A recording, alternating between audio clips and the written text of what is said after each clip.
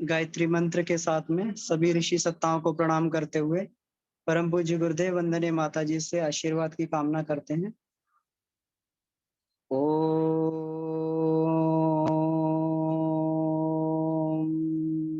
भूर्भुवः स्वः तत्सवितुर्वरेण्यं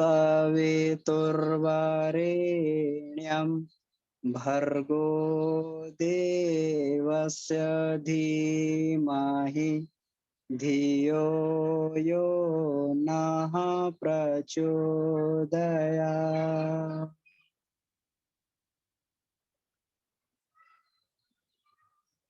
रविवार की इस उच्च स्तरीय साधना की कक्षा में हम सभी लोग जिस प्रकार से एक एक पककर आगे बढ़ रहे हैं, उसी क्रम में हम लोग ये वाला जो है आज गायत्री के 5 मुख विषय पे हम लोग ये चर्चा का विषय है।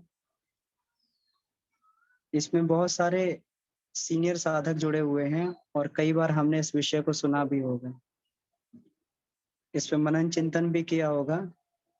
लेकिन स्वाध्याय क्रम में एक विशेषता यह रहती है कि किसी भी विषय को जितनी बार भी सुना जाए या जितनी बार भी उसका स्वाध्याय किया जाए, तो उसमें से कोई ना कोई नई चीज निकल के आती है। क्योंकि मनुष्य जो है वो हर क्षण परिवर्तनशील है। उसके विचार बदल रहा है, भावनाएं बदल रही हैं, शारीरिक परिवर्तन भी हो रहा है। रोज लाखों सेल मर जाते हैं, लाखों सेल नए बनते हैं, नए विचार आते हैं, नई भावनाएं आती हैं और अपनी स्थिति के अनुसार वह चीजों को ग्रहण करने लगता है।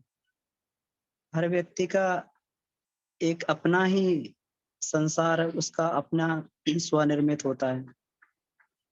हर व्यक्ति संसार को अपनी अपनी दृष्टि से ही देखता है, परिवेश को अपनी दृष्टि से ही देखता है। तो जो भी चीजें उसके संपर्क में आती हैं वो नए, हर दिन एक नए रूप में होती है। क्यों? क्योंकि वहां उसको देखने का उसका दृष्टिकोण बदल गया। हम लोग, एक बड़ी अच्छी वो कहावत है कि नजरें बदली तो नजारे बदल के, किश्ती बदला रुख तो किनारे बदल गए। तो हमारे स्वाध्याय में जिस प्रकार से हम लोग प्रगति करते हैं, आगे गहराई बढ़ती हुई चली जाती है। तो इस क्रम में फिर हम लोग आज ये चर्चा करने के लिए जा रहे हैं कि गायत्री के 5 मुख कौन से हैं और इनका क्या महत्व हमारे जीवन में है। हम सभी लोग प्रारंभिक स्तर से गायत्री की उपासना करते रहे। हम लोगों ने देखा है कि जो गायत्री माता का चित्र है उसमें एक हाथ में कमंडल और एक हाथ में उसमें वेद रहता है, पुस्तक और कमंडल। ये 2 गायत्री के प्रमुख ये साधन हैं।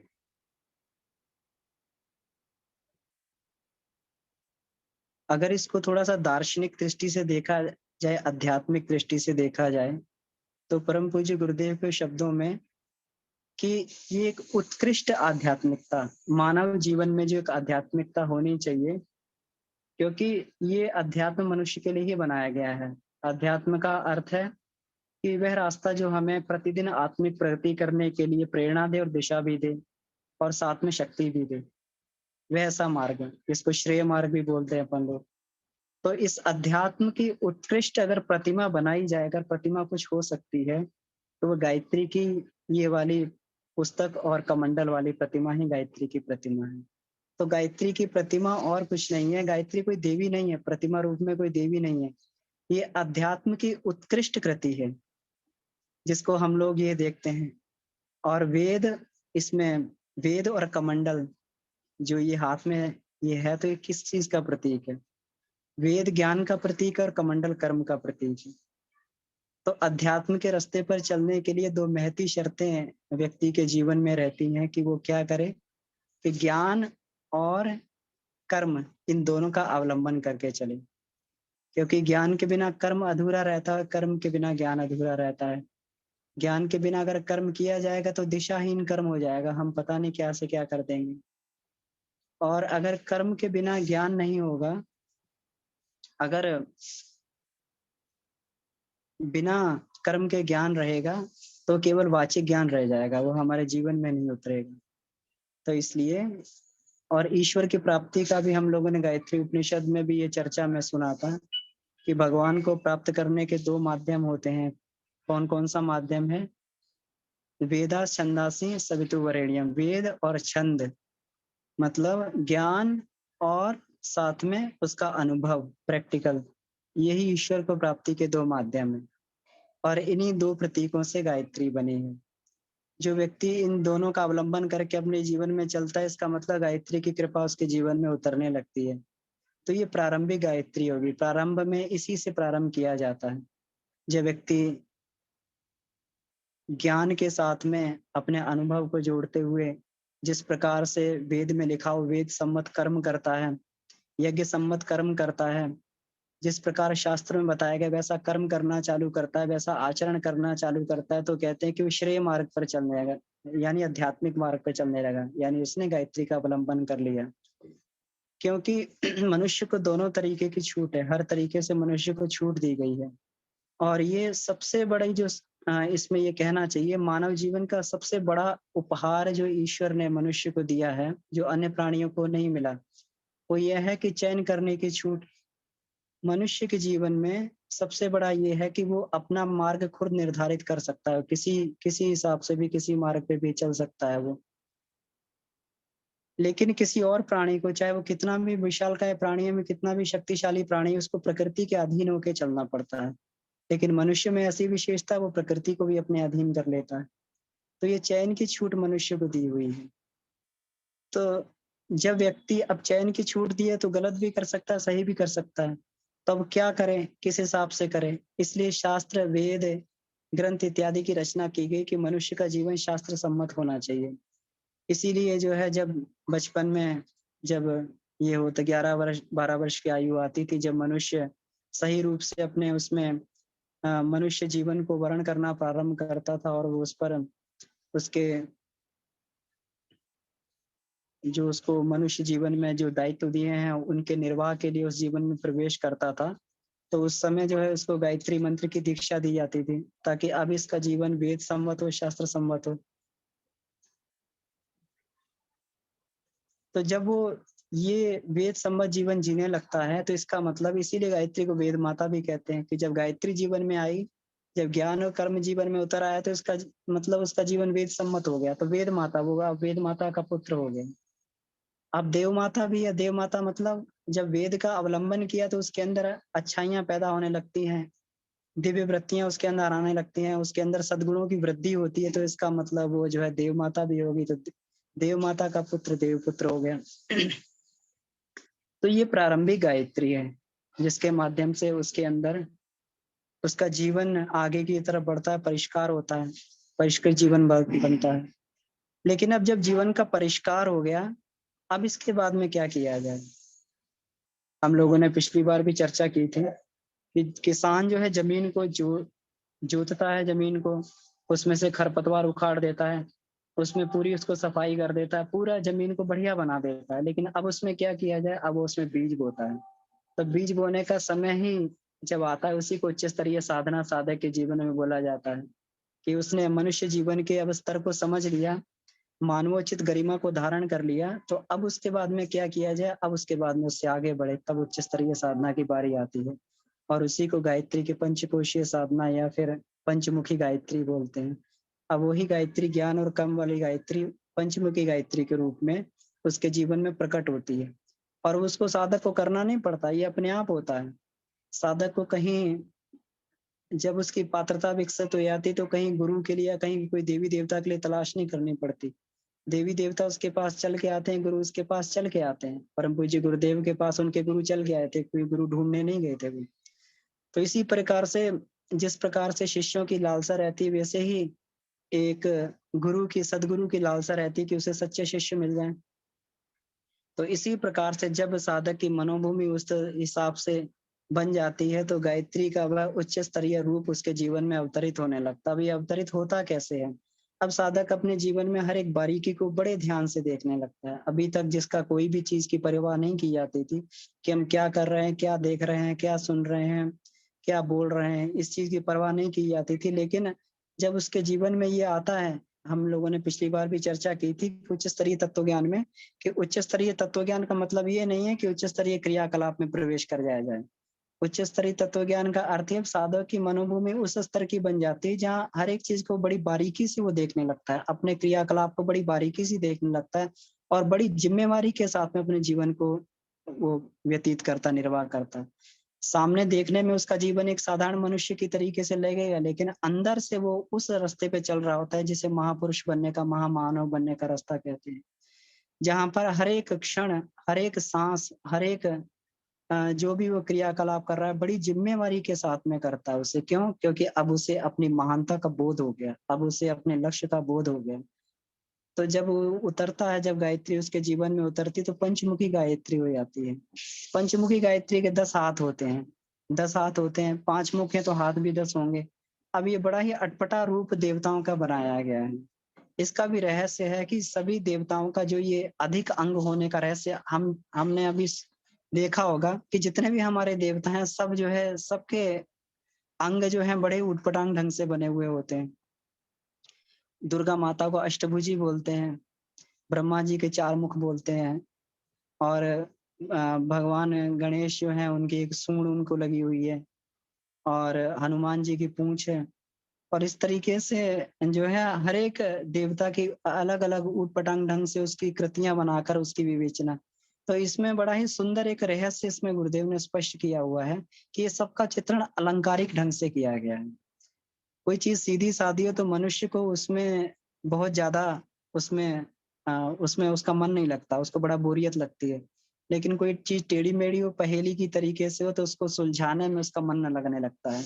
और जब तक पहेली सुलझा ना ले तब तक वो जो उसमें लगा रहता है, उसका जो है उसमें इंटरेस्ट आता रहता है, उसका उसमें मनोरंजन होता रहता है। तो दोनों चीज़ होती हैं। पहेली सुलझाने में मनोरंजन भी होता है और पहेली सुलझाने में उससे ज्ञान का वर्धन भी होता है।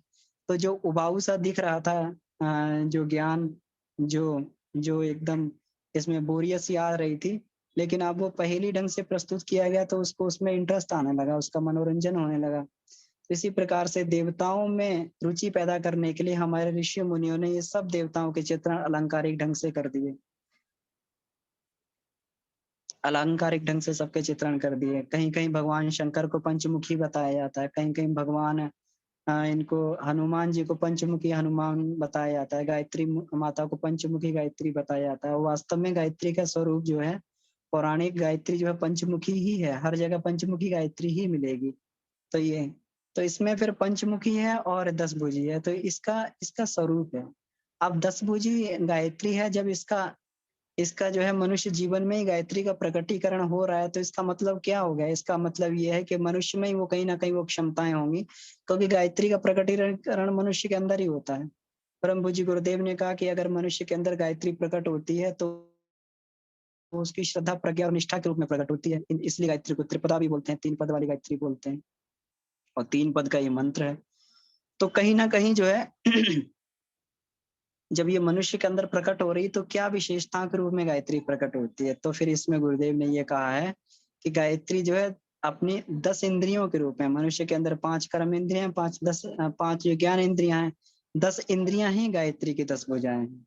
अब जब उसने अपनी इंद्रियों का अभी तक उपयोग, दुरुपयोग जिस प्रकार से भी किया जा रहा था, चाहे वो भक्ष-अभक्ष में हो, चाहे वो दृश्य-अदृश्य देखने के उसमें हो, किसी भी प्रकार के सुनने लायक हो चाहे ना सुनने लायक हो, अपनी इंद्रियों का जो जिस प्रकार से वो उपयोग कर रहा था, लेकिन अब जब गायत्री की शक्ति उसमें प्रकट होती है, तो वो हर एक उसको जो है हर एक क्रियाकलाप को बड़ी उसके साथ में, अगर भोजन भी कर रहा है, तो भोजन भी बड़ा संयमित रूप से करने लगता है, सात्विक भोजन।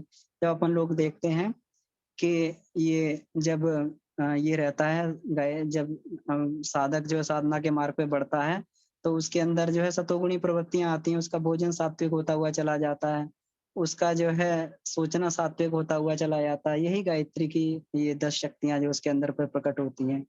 और एक-एक शक्ति को जागृत करने के लिए फिर उसको जो है, फिर आगे उसको जब उसको ये अनुभव होने लगे कि ये जो है मेरी 10 इंद्रियाँ हैं, ये मेरी नहीं है।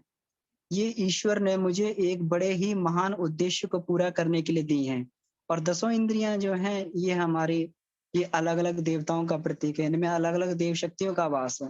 जब भी किसी भी इंद्रिय का दुरुपयोग किया जाता है तो उस स्थिति में फिर वहां उस देवता वो देवता हमसे रुष्ट हो जाते हैं और वो इंद्रिय की शक्ति क्षीण हो जाती है। तो उस स्थिति में जो है फिर मनुष्य जो है वो फिर कष्ट भोगता है, दुख भोगता है। तो जब ये इंद्रियों की शक्तियाँ जब उसमें वर्धन होने लगता है, बढ़ती हैं, तो ज़िम्मेवारी के साथ में साधक जो है उसको उसका उपयोग करता है। अब ये उपयोग कैसे करता है, किस प्रकार से करता है? तो ये पंचमुखी के रूप में 5 प्रकार की ज्ञान की धारा उसके अंदर प्रवाहित होती है। जो ये 19 क्रिया योग हैं, 19 क्रिया योग इसलिए हैं कि दसों कर्मेंद्रियों की शक्ति को किस प्रकार से हम उसको अपने जीवन में प्रयोग करें। प्रकटीकरण तो हो गया, प्रयोग कैसे किया जाए? प्रयोग करने के लिए गायत्री के 5 मुख हैं और 5 मुख से 5 प्रकार की धाराओं का जो निष्क्रमण होता है, यही गायत्री के 5 मुख हैं, जिनको हम लोग अन्नमय कोश, प्राणमय कोश, मनोमय कोश, विज्ञानमय कोश और आनंदमय कोश बोलते हैं। तो ये अब देखा जाए कि इन कोशों में अगर बारीकी से देखा जाए, तो इन कोशों में हम क्या कर रहे हैं? इन कोशों में हम लोग वो जो हमें जो 10 प्राण हैं या 10 इंद्रियाँ हैं या हमारे पंच तत्व हैं, इन सभी का सदुपयोग कर रहे हैं हम लोग। सदुपयोग करके और इसको अपने लक्ष्य को पूरा करने के लिए उसमें लगा रहे हैं। अब इसमें अन्नमय कोश की साधना करते हैं तो अभी तक जो भी भक्ष्य हमने खाया था, तो उसको हम लोग ये करने के लिए उसको उसका परिष्कार करने के लिए और आगे से कोई भी कुछ भी ऐसा हमारे अंदर ना चला जाए जिसके कारण हमारे अंदर कोई भी कुसंस्कार पैदा हो, जिससे हमारी बुद्धि भ्रमित हो, जिससे हमारा मन भ्रमित हो, तो अन्नमय कोश की साधना में ये किया जाता है। और पुराने जो भी हमारे संस्कार बन चुके हैं, उनको भस्म करने के लिए अपने पुराने जीन्स को बदलने के लिए हम लोग तपश्चर्या का अवलंबन करते हैं। तपश्चर्या से हम लोग इस प्रकार से अपने अंदर वो मैग्नेटिज्म पैदा करते हैं, अपने अंदर ये पैदा करते हैं, ऊर्जा पैदा करते हैं, जिससे हमारे पुराने जीन्स भी बदलते हुए चले जाते हैं। जिससे हमारा मेडिकल साइंस कहता है कि जीन्स कभी बदलते नहीं है, लेकिन हमारा अध्यात्म कहता है कि संस्कार को भी हम जो है आमूल-चूल परिवर्तन कर सकते हैं। जो हमारी वृत्तियाँ हैं, वृत्तियाँ किस प्रकार से? वृत्तियाँ हमारे जीन्स के कारण जो गुण सूत्र हमारे जीवन में जो गुण हमारे जीवन में उभरते हैं, वही वृत्तियाँ हैं। और हमारा योग शास्त्र ये कहता है कि योगा चित्त वृत्ति निरोधा। जब योग से चित्त वृत्तियों का निरोध हो जाता है, जब सारी वृत्तियाँ खत्म हो जाती हैं, तो इसका मतलब यही है कि हमारे जीन्स का एक-एक घटक का हमारा इसमें परिवर्तन हो जाना। तो ये अन्नमय कोश की साधना के माध्यम से पूरा का पूरा अपना जो ये पूरा का पूरा शरीर है, जो हमें ये फिजिकल बॉडी जो स्थूल शरीर दिखाई दे रहा है, इसका आमूल-चूल परिवर्तन कर दिया जाता है। केवल इसका आमूल-चूल परिवर्तन नहीं किया जाता, इसका जो इसका इसका जिसको कहते हैं ना अन्नमय कोश का प्रकटीकरण ही केवल ये शरीर है। अन्नमय कोश है इसके ऊपर कमांड करने वाली बॉडी, शरीर के ऊपर कमांड करने वाली बॉडी। अगर कोई रोग पहले घुसेगा तो अन्नमय कोश में घुसेगा, फिर जो है स्थूल शरीर में पैदा होता है और हम लोग उपचार जो है उसका स्थूल शरीर का करते हैं। रोग कुछ देर के लिए तो ठीक होता है लेकिन फिर आ जाता है क्योंकि उसकी जड़ें अन्नमय कोश में हैं। और ये अन्नमय कोश भी तब तक खत्म नहीं होता है जब तक जीव की यात्रा चलती रहती है, जब तक आत्मा की यात्रा चलती रहती है। आत्मा जब आत्मा जब शरीर छोड़ती है तो अपना अन्नमय कोश अपने साथ में लेके चलती है और अपने अन्नमय कोश के अनुसार ही उसको ये मिल जाता है। आत्मा ये चौरा इसमें जो इतनी योनियाँ लिखी हुई हैं, 84 लाख योनियाँ लिखी हुई हैं, तो ये कहाँ से उसको बन जाती हैं? 84 लाख प्रकार के अन्नमय कोश व्यक्ति अपना लेके साथ-साथ में आत्मा लेकर चलती है। और जिस प्रकार से उसका अन्नमय कोश जिस प्रकार के संस्कार होते हैं, उसी प्रकार से उसको शरीर मिल जाता है और उसी को प्राप्त करने में उसका ये रहता है। तो गायत्री के ये अन्नमय कोश की साधना के माध्यम से हम लोग अपने ये शरीर का आमूल-चूल परिवर्तन बिल्कुल एकदम कर देते हैं। इसको शरीर को निरोगी बना देते हैं बिल्कुल। शरीर के कुसंस्कारों को यहाँ पे भस्म करने का प्रयास करते हैं। प्राणमय कोश की साधना के साथ में अपनी सत्ता को अपने 5 प्राणों को 10 प्राणों को प्रखर बनाया जाता है। अभी एक-एक प्राण पर एक-एक प्राण के कण पर जो है हम लोग ये करते हैं। अब जब साधारण सामान्य मनुष्य कभी भी इतनी बारीकी से नहीं सोचेगा कि मैं जो काम कर रहा हूँ क्या उससे मेरे किस प्राण पे क्या प्रभाव पड़ेगा। साधारण मनुष्य जो है उसकी प्रवृत्ति 2 ही चीज़ में होती है। एक उसकी प्रवृत्ति होती है किसमें वासना में और दूसरी इसमें जीवा में और जनेंद्रिय में उसकी प्रवृत्ति किसमें रहती है? काम वासना में और जीवा के रसास्वादन में उसकी प्रवृत्ति रहती है। इस दोनों में उसकी शक्ति जो है, और इनसे ही सबसे अधिक शक्ति की क्षीण होती है। लेकिन मनुष्य को इन्हीं में सबसे अधिक रस आता है। जब व्यक्ति भोजन इत्यादि जो है, अनाप शनाप जिसे बोलते हैं, भक्ष्य भक्ष्य जब ये खा लेता है और आवश्यकता से अधिक खा लेता है, तो उसका पेट जो है सारी की सारी शक्ति को निचोड़ लेता है। अब वो सारी की सारी शक्ति निचोड़ लेता है, तो उसके मस्तिष्क की शक्ति भी कम पड़ जाती है। उसको सोचने विचारने की शक्ति भी कम आती है। लोग अधिक भोजन बहुत अधिक कर लेते हैं तो नींद आने लगती है, सुस्ती आने लगती है। उसकी जो मस्तिष्क की शक्ति जो है, सोचने विचारने की शक्ति कम बढ़ जाती है। उसका बल घटने लगता है, काम करने की उसकी क्षमता कम हो जाती है। और उसका जो है ये पाचन तंत्र, जो मल निष्कासन तंत्र था, वो भी जो है धीरे-धीरे कम काम करता है। केवल भोजन पचाने के लिए पूरी की पूरी शक्ति जो उसका शरीर ये खींच लेता है। तो इससे क्या होता है इससे जो है बहुत सारी समस्याएँ पैदा हो जाती हैं। केवल अधिक भोजन करने से ही लोग कहते हैं कि कम भोजन करेंगे तो हमें कब्ज़ कॉन्स्टिपेशन की शिकायत हो जाएगी। लेकिन ये बिल्कुल विपरीत तथ्य है। जो मनुष्य बहुत अधिक भोजन करता है और जो बार-बार खाते रहते हैं, उनको कब्ज़ और कॉन्स्टिपेशन की शिकायत अधिक रहती है। क्योंकि मल निष्कासन वाले तंत्र में जिस ऊर्जा की आवश्यकता थी, वो ऊर्जा तो भोजन पचाने में ही जा रही है। अब वो मल निष्कासन वाला क्या करेगा? अब निष्कासन नहीं होगा तो कब्ज़ बन जाएगी, कॉन्स्टिपेशन बन जाएगा। इसी प्रकार से जो है हमारा ये जिसको हार्ट को पंप करने के लिए इसको ऊर्जा की आवश्यकता थी, तो ब्लड का संचार घट जाएगा। धीरे-धीरे जो है धीरे-धीरे, और इसमें जो ये था धीरे-धीरे इसमें धमनियों में और इनमें सब में जब ये टॉक्सिक जमेगा तो ब्लड प्रेशर इत्यादि की समस्याएँ पैदा हो जाएँगी। और ये हमारा ये इसमें ये पैनक्रियाज़ इत्यादि ये कम काम करेंगे तो इसमें इसकी समस्या पैदा हो जाएगी। तो ये सारा का सारा सिस्टम हमारा बिल्कुल, तो जब साधक उच्च स्तरीय साधना में प्रवेश करता है तो हर एक प्राण को बैलेंस करके रखता है। उसको मालूम है कि मेरे मस्तिष्क को कितना प्राण चाहिए, मुझे जो है मेरे इसमें रक्त संचार के लिए कितने प्राण ऊर्जा की आवश्यकता है। इसमें पेट जो है कितना पचा सकता है, उस पचाने के अनुसार जो है कितने भोजन की आवश्यकता है, और मल निष्कासन तंत्र को कितनी आवश्यकता है, तो उसके अनुसार पूरा अपना वो जो है हर एक चीज़ को ध्यान में रखते फिर उसकी वृत्तियाँ उसकी चलती हैं।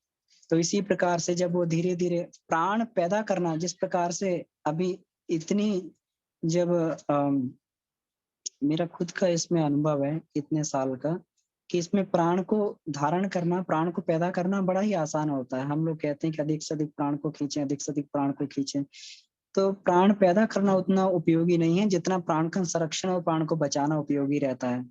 हम लोग जिस प्रकार से गुरुदेव ने कहा है कि पैसा कमाने से उसको खर्च करना जो है उसको अधिक मुश्किल रहता है।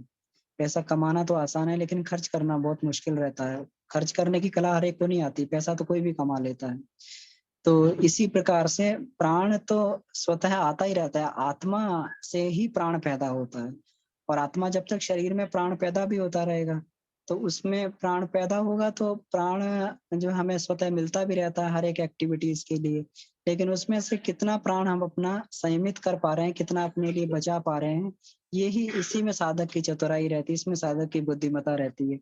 तो प्राणमय कोश में अपने प्राणों की बैलेंसिंग को हम लोग सीखते हैं कि किस प्रकार प्राणों को निग्रह किया जाए, प्राणों को संयमित किया जाए और प्राणों को अपने फिर इसको ऊर्ध्वगामी बना के फिर इसको अपने उत्कर्ष में खर्च किया जाए। इसी को कुंडलिनी जागरण की साधना बोलते हैं। तो पंचकोशीय साधना के साथ में कुंडलिनी जागरण की साधना स्वतः होती हुई चली जाती है। ये कुंडलिनी जागरण की साधना प्राणमय कोश की ही साधना है। सारे के सारे चक्र प्राणमय कोश में ही रहते हैं और यहीं से जागृत होते हैं। लेकिन जब साधक इनको ये चालू इसमें होता है, क्योंकि जब भी साधक प्राण को बचाने लगता है, इसका संरक्षण करने लगता है, तो जिस भी चक्र पर वो ये करेगा, ध्यान केंद्रित करेगा, उसी चक्र में प्राण के प्रहार से स्फुरण पैदा कर देगा, वो चक्र जागृत होने लगेगा। तो प्राणमय कोश की साधना में हम प्राण के इसमें बैलेंसिंग को हम लोग सीखते हैं। मनोमय कोश की साधना। अब मनोमय कोश की साधना ये थोड़ी-सी कठिन इसलिए पड़ती है क्योंकि क्योंकि अभी तक जो है हमारा जो ये था, अभी तक हम जो मन को जो अच्छा लगता था उसी प्रकार से अपना आचरण करते थे। लेकिन थोड़ा-सा अब इसमें ये करना पड़ता है कि अब मन को अपने अनुसार उसको ढालना पड़ता है और मन बड़ा शक्तिशाली होता है क्योंकि सारी के सारी प्राण ऊर्जा का केंद्र ही मन होता है। सारी सारी चेतना का केंद्र ही मन होता है। जहाँ पर हम सोचेंगे वहीं सारी की सारी प्राण ऊर्जा एकदम पहुंच जाएगी, वहीं पे क्रिया करनी चालू कर देगी। अगर कुछ चीज का चिंतन मनन करेंगे तो मस्तिष्क में जाकर जो है मस्तिष्क को प्राण से संचारित करेगी, हमारी स्मरण शक्ति बढ़ेगी। अगर कहीं कुछ गलत सोचेंगे तो वहां पर जाकर विषय वासना के रूप में सब निकल जाएगी। तो ये मन के हाथ में सारी की सारी चाबी होती है। तो ये पूरा का पूरा बॉस होता है। अब उसको बॉस को अपना सेवक बनाना ये थोड़ा-सा यहाँ पर कठिन पड़ता है। लेकिन जो साधना इसमें दी हुई है, वो साधना इसको बड़ा ही इस कठिन कार्य को भी बड़ा सुलभ बना देती हैं। अगर उसको सही से जो इसमें जप, ध्यान, त्राटक, तन्मात्रा की साधनाएँ की जाती हैं, तो इससे जप और ध्यान से ऐसे-ऐसे सेक्रेशंस होते हैं कि मन अपने आप स्वतः है जो है शांत रहने लगता है और उस दिशा में जो सकारात्मक दिशा उसमें चलने लगता है। तो ये साधना के माध्यम से मन जो है ये सधने लगता है। साधक का मन जो है अब उसको अधोगामी ले जाने की बजाय उसको ऊर्ध्वगामी दिशा में ले जाने लगता है। तो ये मनोमय कोश की साधना, जैसे ही मन थोड़ा-सा ही सधता है, जैसे ही जो है वो उसके उत्कर्ष की तरफ बढ़ता है तो तुरंत उसको जो है वो व्यक्ति आत्म-भाव में प्रतिष्ठित होने लगता है। क्योंकि मन के कारण ही व्यक्ति जो है बहिर्मुखी बनता है, क्योंकि इंद्रियाँ बहिर्मुखी होती हैं, बाहर ही देखती हैं, बाहर ही सुनती हैं, बाहर ही सब कुछ करती हैं। तो मन जो है इंद्रियों का स्वामी, इंद्रियाँ बाहर देखती तो मन भी बहिर्मुखी रहता है। लेकिन जैसे ही धीरे-धीरे करके अगर मन हमारा संयमित होता है, अंतर्मुखी होता है, तो साधक अपनी अपनी आत्म स्थिति में प्रविष्ट होने लगता है। अपनी आत्मा में जो है तब उसको दिखने लगता है कि मैं शरीर नहीं आत्मा हूँ। मेरा जो भी इसमें होना चाहिए, मेरे क्रियाकलाप और ये होने चाहिए, ये मेरी आत्मा के अनुसार मेरे आचरण, आत्मा के अनुसार मेरा आचरण होना चाहिए। तो यहीं से साधक का विज्ञान में कोश जागृत होने लगता है, जब से वो अपने इसमें आत्मावलंबन के पथ पर आगे बढ़ने लगता है और मैं शरीर नहीं, मैं आत्मा हूँ। तब इसका जो है ये बोध उसको हो जाता है, मैं क्या हूँ? मैं शरीर नहीं, मैं आत्मा हूँ। तो इसका बोध हो जाता है तो वह मनुष्य फिर अपने जीवन में ये है उसका विज्ञान में कुछ प्रखर होने लगता है। जैसे विज्ञान में कुछ प्रखर होता तो जो रस उसके साथ में बंधे हुए थे, जिनमें वो रस, जिन पंच भौतिक पदार्थों में वो रस ले रहा था, तो वहाँ से उसकी रस की कामना खत्म होने लगती है। वहाँ से वो धीरे-धीरे जो है उस रस खत्म होकर और जहाँ, क्योंकि रस ही जीव के आत्मा के जन्म लेने का कारण है। उसकी रसों की उसके अंदर किस प्रकार से उसकी भावना में किस प्रकार से रसों की प्राप्ति का ये ग्राफ फीड किया गया है, किस प्रकार से उसको जीवन में रस प्राप्त करना है। कोई किसी को जो है साधना में रस मिलता है, तो किसी को भोग में रस मिलता है। तो जब व्यक्ति आत्मावलंबी हो जाता है तब उसको जो है मालूम पड़ता है कि संसार के रस तो केवल उसको क्षीण करने वाले हैं, कमज़ोर करने वाले हैं। तो धीरे-धीरे वो रस की साधना करता है, वो आनंदमय कोश की साधना करता है। ये एक-एक कोश जो है की साधनाएँ अपने आप में अद्भुत साधना है और एक से एक कोश की एक बड़ी से बड़ी साधना है। जैसे ही साधक आगे बढ़ता है, तो उसकी उसकी साधना जो है बाहर कम दिखाई देती है। अब अन्नमय कोश की साधना बाहर अधिक दिखाई देगी, लेकिन आनंदमय कोश की साधना में कुछ पता भी नहीं चलेगा। वही वही भोजन मनुष्य दूसरा मनुष्य कर रहा है, वही भोजन वो कर रहा है। तो अब उसमें क्या रसानुभूति का परिवर्तन होने से उसको जो है बिल्कुल उसके ये आनंदमय कोश जिस भोजन में वो रस ले रहा था, जिसको भोग के लिए कर रहा था, अब उसको वो औषधि मान के ग्रहण करने लगता है। तो कोई भी भोजन वो ग्रहण करेगा तो औषधि मान के ग्रहण करेगा, तो अब जो है अ, उसके जीवन में उसका जो रसों की अनुभूति थी उसका भी परिवर्तन होने लगता है। और जहाँ इसमें पंच तत्वों में रस तन्मात्राएँ ले रही थी, वो रस उसका खत्म होके तो फिर वो जो है उस रस में अनुभूति लेने लगता है कि जिसको जो आत्मा आनंद बोला जाता है। आत्मा आनंद के रस में धीरे-धीरे, क्योंकि इधर मनुष्य जब तक जीव भाव में है, जब तक इसमें है, जब तक वो आत्म भाव में है, जब तक आत्मा है, आत्मा रूप है, तब तक तो रस लेना ही लेना है।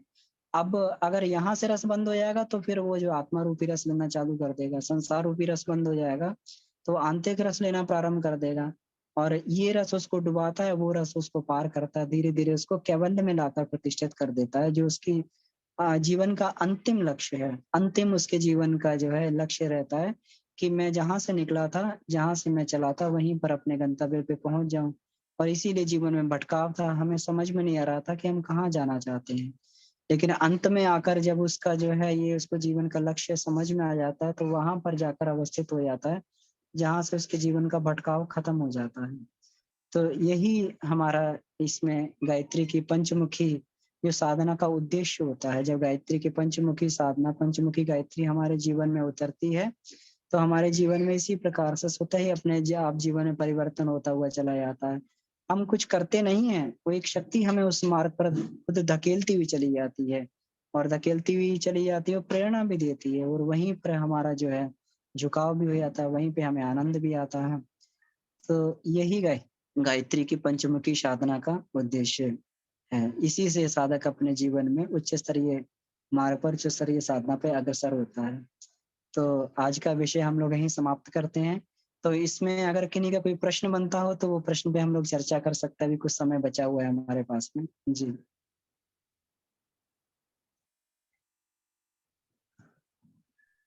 अमन भैया प्रणाम।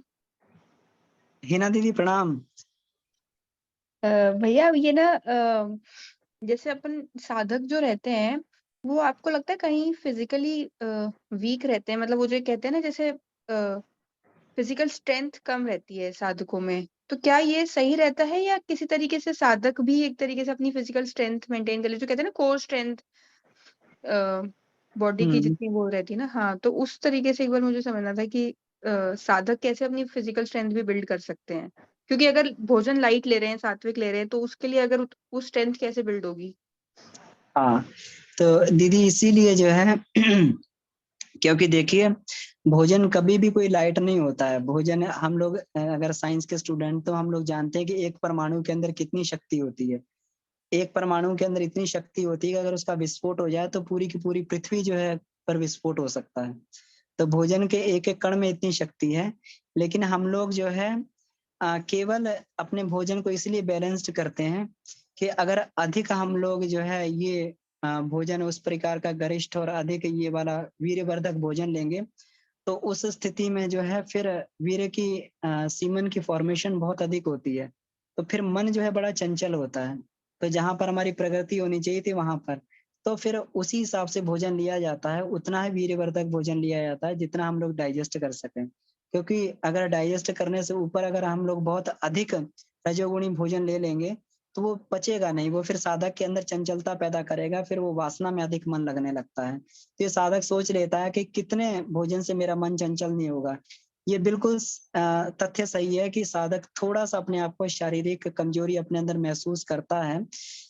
उसे लगता है, गुरुदेव भी कहते थे कि मैंने अपने शरीर को क्रश कर दिया, लेकिन उसकी आत्मा जो है, उसका आत्मबल इतना मजबूत हो जाता है, इतना स्ट्रांग हो जाता है कि फिर शरीर पर कोई भी रोगों का आक्रमण अगर होता है तो अपने आत्मबल से उसको काट देता है।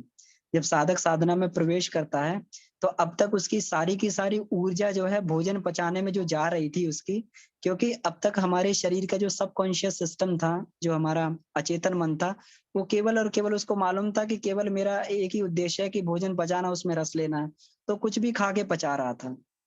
लेकिन जब वो थोड़ा सा आगे बढ़ता है तो उसकी आंतें और उसका वो सॉफ्ट होने लगता है, उसका सिस्टम सॉफ्ट होने लगता है, क्योंकि ऊर्जा जो है अब भोजन पचाने की अपेक्षा और अधिक, क्योंकि ऊंचे कोशों में जैसे आप जाएंगे वहां बहुत अधिक ऊर्जा की आवश्यकता पड़ती है उनकी ग्रंथियों को तोड़ने की। जो हमारी मानसिक स्तर पे ग्रंथियां बनी है, भावनात्मक स्तर पे ग्रंथियां बनी है, उनके लिए बहुत अधिक ऊर्जा की आवश्यकता पड़ती है उनको तोड़ने की। जो शारीरिक बीमारी से बहुत अधिक अधिक जो है, जितनी शारीरिक रोगों को लड़ने के लिए उससे बहुत अधिक ऊर्जा, जब मानसिक रोगों को और भावनात्मक रोगों को लड़ने के लिए ऊर्जा की आवश्यकता पड़ती है, तो कुछ ऊर्जा का चैनलाइज उधर हो जाता है। क्योंकि ये हमारा जो है माइंड सेटअप उसी हिसाब से, साधक के हिसाब से काम करने लगता है, तो हमें नहीं मालूम हमारा सबकॉन्शियस माइंड, क्योंकि ये सारी की सारी जो हमारे जो सिस्टम होता है, जिसको हम ये बोलते हैं जिसको हम ये बोलते हैं स्वसंचालित सिस्टम होता है ना। तो ये स्वसंचालित सिस्टम जो है शक्ति का चैनलाइज करता है कि किस अंग को कितनी शक्ति चाहिए, भोजन पचाने के लिए कितनी, हृदय को पंप करने के लिए कितनी शक्ति चाहिए, हमारा रेस्पिरेटरी सिस्टम को चालू करने के लिए कितनी शक्ति चाहिए। तो ये जो अचेतन मन में जब ये आ जाता है कि हम लोग साधना प्रारंभ कर दिया, हम लोग उस रास्ते पे चल पड़े हैं, तो फिर शक्ति का चैनलाइज जो है बाहर की अपेक्षा अंदर अधिक होने लगता है। तब जो है इसीलिए साधक को उस स्टेज में रजस्वला स्टेट बोला जाता है, कि साधक जो है रजस्वला स्टेट में आ जाता है। कि जिस प्रकार से जो स्त्रियां रजस्वला होती हैं तो उनको अपने शरीर का अधिक ध्यान रखना पड़ता है। तो साधना भी, जब साधना अंदर से प्रकट होती है तब वो भी वैसी स्टेट होती है कि उस समय साधक को अपने शरीर का बहुत अधिक ध्यान रखना पड़ता है, अपने भोजन पे बहुत अधिक संयम करना पड़ता है, अपने भोजन के आहार विहार का ध्यान रखना पड़ता है, अपना ध्यान रखना पड़ता है, ताकि वो उस स्टेज को पार कर जाए। एक बार वो स्टेज अगर पार हो जाती है तो फिर जो है, फिर कोई भी किसी प्रकार का भी वो वाली स्थिति बन जाती है साधक के अंदर, कि कोई भी आघात है फिर वो झेल जाता है। वो शरीर पे कोई भी आघात हो, आंतरिक कोई भी आघात हो, फिर वो झेलने लगता है। लेकिन ये बीच की स्थिति को पार करते समय साधक को बड़ा, जैसे माँ जो है 9 माह तक जो है बच्चे को किस प्रकार से वो करती है, लेकिन अगर बच्चा एक बार जन्म ले लेता है, फिर वो आगे बढ़ता हुआ चला जाता है, तो फिर कोई दिक्कत नहीं रहती। लेकिन उस स्थिति में माँ को बड़ा ही सजग और सचेत रहना पड़ता है। कुछ चीज़ क्लियर हो रही होगी दीदी? जी भैया, जी। जी। हाँ, तो थोड़ी कमजोरी वीकनेस आती है, इसीलिए साधक को सावधानी बरत के इस मार्ग पर चलना पड़ता है। भोजन इत्यादि का बहुत संयम करना पड़ता है। हर एक चीज़ को जो है ये करना पड़ता है। तभी जाके उसके अंदर की शक्तियाँ जो प्रकट होती हैं। भैया तो ये जैसे बाहर की जो एक्टिविटीज़ होती हैं, जो इतनी एनर्जी वो भी तो लेती ही हैं। जैसे आप ऑफ़िस जाते हो या घर में मतलब बच्चों को देखना या वो सब चीज़ें। तो अगर उसमें भी फिर एनर्जी की कमी नहीं लगती होगी? जैसे एज़ अ साधक हाँ, या तो फिर उस हमें ये है कि हम बाहर की एक्टिविटी से अपने आप को थोड़ा सिकोड़ें? क्या हाँ, तो उस हाँ, उसमें बैलेंस बनाना होता है। उसमें बैलेंस ऐसे बनाना होता है कि इसीलिए साधक को बैलेंस लाइफ़ जीनी पड़ती है। एक बार इसमें हम ऐसे ही चर्चा कर रहे थे इनसे, वीरेश्वर उपाध्याय बाबू जी से। तो उन्होंने बताया कि देखो, हर एक जगह तुम्हें एक बैलेंस बना के चलना पड़ेगा। अगर तुम्हारे ऑफ़िस में भी तुम्हें अगर मिल रहा है कि हमें अगर अधिक प्रमोशन मिल गया, अधिक हमारा पैसा बढ़ रहा है, लेकिन हमारा समय अगर अधिक कंज़्यूम हो रहा है, तो उस स्थिति में फिर वैसा जो है प्रमोशन साधक के लिए तो महत्वपूर्ण नहीं होता है। उसको अपने जीवन में बैलेंस बना के चलना पड़ता है, क्योंकि साधना के लिए समय अधिक आवश्यक होता है। तो दोनों गतिविधियों को, हमारी उधर की एक्टिविटी भी बढ़िया चलती रहे और इधर की एक्टिविटी भी बढ़िया चलती रहे। तो इसीलिए जो है साधक को अपरिग्रही ब्राह्मणोचित जीवन जीने की इसमें आदेश दिया जाता है। जब तक साधक ब्राह्मणोचित जीवन नहीं जिएगा, अपनी आवश्यकताओं को कम नहीं करेगा, अपनी उसमें चीज़ों को सिकोड़ेगा नहीं, तब तक जो है साधना के मार्ग पर आगे बढ़ना मुश्किल रहता है। तभी उसको जो ब्राह्मणोचित जीवन जीने का, संयम करने का उसको ये बोला जाता है। क्योंकि अगर हम अधिक अपने पैर अधिक पसार लेंगे बाहर, तो फिर सारी की सारी शक्ति हमारी बाहर ही कंज़्यूम हो जाएगी, हमारी उधर कंज़्यूम हो जाएगी। तो इसलिए जो है दोनों जगह बैलेंस बना के हम लोग को चलना पड़ता है कि हमारा अगर ऑफ़िस में काम कर रहे हैं तो वहाँ पर भी हमारा ठीक बन बन जाए। तो उस स्थिति में, उस पोज़ीशन में अब हमारे मैनेजर हमें कितनी बार बोलते हैं कि उस लेवल पे पहुँच जाओ, वहाँ ले लो, ये ले लो, वो ले लो। तो अब जो है उस समय जो है फिर हम यही कहते हैं कि हम जहाँ पे अपने सैटिस्फाइड हैं। क्योंकि देखिए, बहुत अधिक पैसा, बहुत अधिक सांसारिक संसाधन से भी अगर मनुष्य अर्जित भी कर लेगा, तो बहुत इसकी कोई गारंटी नहीं है कि वो बहुत ज़्यादा सुखी हो जाए अपने जीवन में। आफ़त ज़रूर बढ़ सकती है, जितने आप साधन, जितने संसाधन अपने जीवन में जुटा लेंगे, वो कहीं न कहीं एक परेशानी भी लेके खड़ा करेंगे आपके जीवन में। कहीं न कहीं आपके जीवन में एक व्यतिक्रम उत्पन्न करेंगे। तो साधन उतने ही जुटाए जाएँ जिससे अपना जो है काम सही से चलता रहे और अपने जीवन में ये जो है व्यतिक्रम उत्पन्न ना करें और अपना सही वो चलता रहे।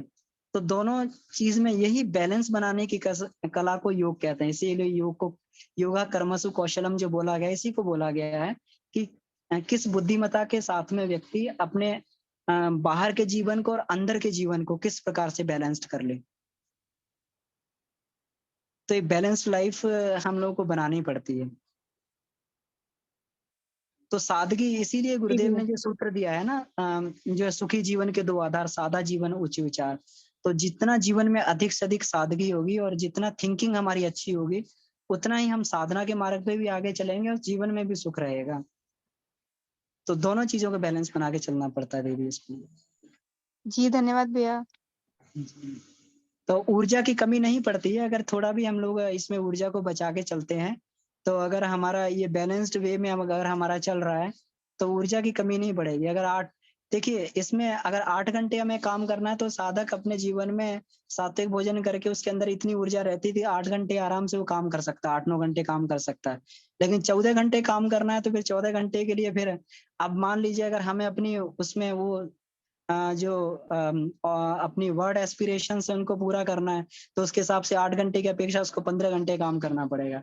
तो सारी की सारी ऊर्जा वहीं पे कंज़्यूम हो जाएगी, फिर इधर ऊर्जा के लिए कुछ बचेगा नहीं। तो ये बैलेंस हमें अपने आप ही बनाना पड़ता है, ये पूरा का पूरा। जी भैया।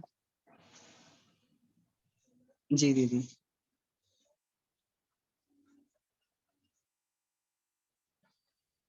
और किन्हीं का कोई इसमें कुछ प्रश्न बनता हो या कुछ हो तो इसमें अपन बात कर सकते हैं। भैया प्रणाम। भैया प्रणाम जी।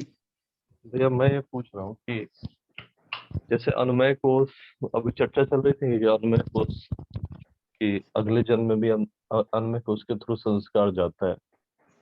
ये बात मुझे समझ में नहीं आती कि कैसे अनुमेय कोष संस्कार लेके जाता हो, क्योंकि हाँ तो शरीर से तो अनुमेय, सिर्फ आत्मा हाँ का आत्मा निकलता है ना मृत्यु के बाद। तो फिर ये कैसे होता है, ये बिल्कुल नहीं समझ में आता है मुझे। हाँ, इस शरीर से आत्मा नहीं जीवात्मा निकलता है भैया। आत्मा तो तब निकलेगा जब वो जो सारी चीजों से मुक्त हो जाएगा, तब केवल शरीर से आत्मा निकलेगा, है ना। जब वो बिल्कुल मुक्त और मोक्ष वाली स्थिति में पहुंच गया, जैसे कहते नहीं है कि जो जो ये उच्च स्तरीय आत्माएं होती हैं, ये बिल्कुल जीवन मुक्त होती हैं। जीवन रहते इनकी ना कोई आकांक्षा होती, ये अपने लिए नहीं जीते, ये संसार के कल्याण के लिए जीते हैं ये लोग। तो इनके अपने कर्तव्य भावना से जीवन जीते हैं।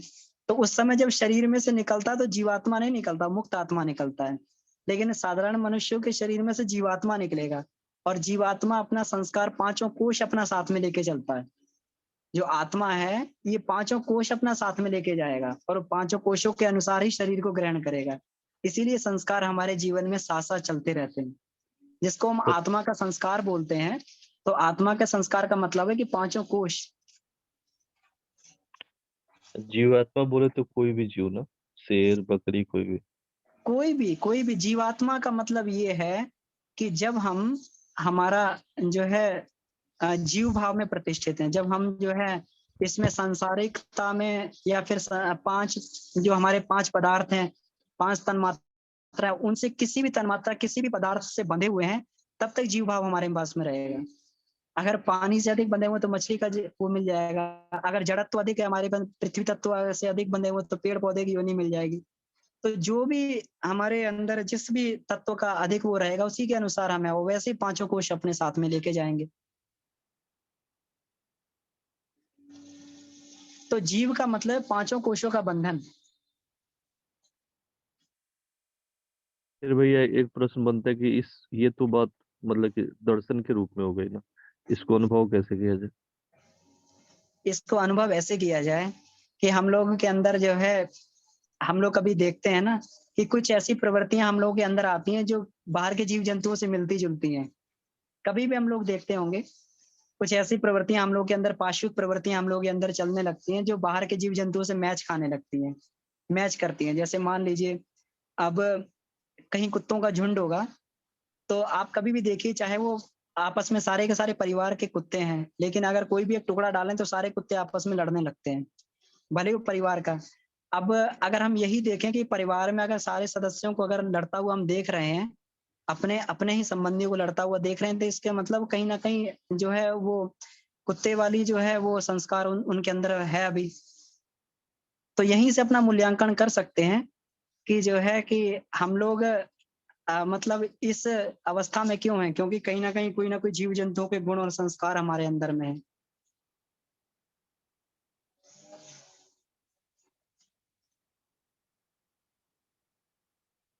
हाँ जी भैया। भैया, हाँ भैया। कुछ इसमें थोड़ा बहुत इसमें क्लियर हो रहा है, या मतलब इसमें। भैया दर्शन वाला पक्ष तो क्लियर हो रहा है, लेकिन हाँ हाँ। सैद्धांतिक पक्ष क्लियर हो रहा है, लेकिन व्यवहारिक पक्ष क्लियर नहीं हो पा रहा है। हाँ तो व्यवहारिक पक्ष जो अनुभव वाला पक्ष है ना भैया, तो इसमें गुरुदेव ने जब ये कहा है ना कि जब साधक को अग्नि दीक्षा दी जाती है, ये इसमें गायत्री महाविज्ञान के तीसरे पार्ट में जो तीन दीक्षाओं का इसमें बात की गई है, मंत्र दीक्षा, अग्नि ब्रह्म दीक्षा। दीक्षा और ब्रह्म दीक्षा, है ना। हाँ। तो जब साधक अग्नि दीक्षा वाली स्थिति में होता है, तभी उसको ये चीजें दिखाई देती हैं, अपने कुसंस्कार जो है। जब वो अग्नि दीक्षा वाले उसमें प्रवेश करने लगता है, तब उसको उसको लगता है कि मेरे अंदर तो बुराइयों का इतना बड़ा पिटारा भरा हुआ है, मैं तो संसार को बुरा बना रहा था, है ना। तो वो कबीर वाली बात है ना, बुरा जो देखन मैं चला, बुरा ना मिले कोई, जो दिल देखो अपनो तो मुझसे बुरा ना कोई। जब हमें अपने अंदर बहुत ही अधिक बुराइयां देने लगे, हमें अपने दोष दुर्गुण दिखाई देने लगे, तब समझना चाहिए कि साधना की मध्यवर्ती स्थिति आ गई है। क्योंकि उस समय आत्मिक प्रकाश अंदर आने लगता है। जैसे प्रकाश आता है ना तो चीजें दिखाई देने लगती हैं कमरे की, उसी प्रकार से जब आत्मिक प्रकाश आता है तो व्यक्ति को अपनी दुर्बलताएं और अपनी शक्तियां दोनों चीज नजर आने लगती हैं। ठीक है भैया। तो वो जब तक वो चीज़ नहीं आती तब तक आप सही कह रहे हैं, ये दार्शनिक पक्ष ही रहता है। लेकिन जब ये इसमें प्रवेश करते हैं तो एक-एक करके जो है, और ऐसा नहीं है कि ये एकदम साधक धीरे-धीरे प्रवेश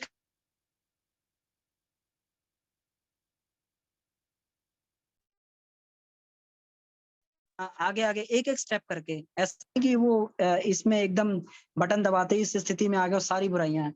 जैसे-जैसे आगे बढ़ेगा एक-एक, एक-एक, एक-एक उसको अपनी कमी दिखाई देने लगेगी।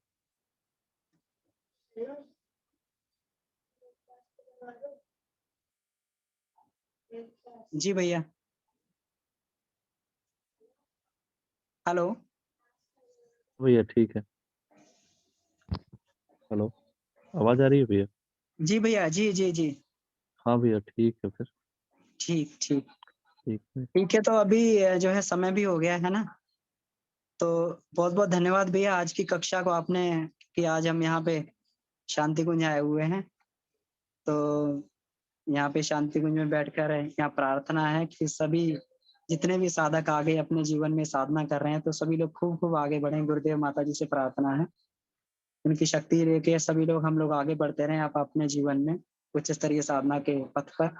तो आपको बहुत-बहुत आप सभी को शुभकामनाएँ, सत्कामनाएँ, और इसी के साथ में हम लोग जो है आज की कक्षा को यहीं समाप्त करते हैं। आप सभी का बहुत-बहुत धन्यवाद। आदित्य भैया बहुत-बहुत धन्यवाद। आपने आज की कक्षा को बड़ी विधिवत जो है इसको कंडक्ट किया, इसको होस्ट किया। इसके लिए आपको बहुत-बहुत आभार। शांति पाठ करते हैं। ओम